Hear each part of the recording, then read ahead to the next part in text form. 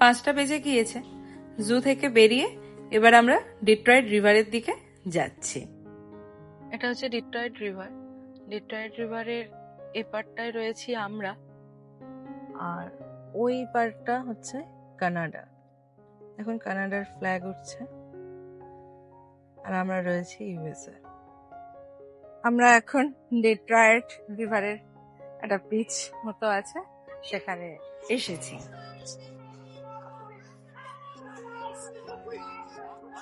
সারাদিনের গরমের ক্লান্তি দূর হয়ে যাচ্ছে এই হাওয়াতে। খুব সুন্দর একটা ঠান্ডা হাওয়া দিচ্ছে।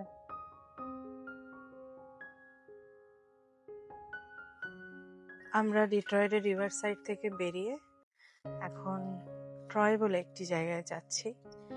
আজকে আমরা ওখানেই থাকবো, তাই হোটেলে পৌঁছানোর আগে একটি রেস্টুরেন্টে ডিনার করব, তারপর হোটেলে যাব।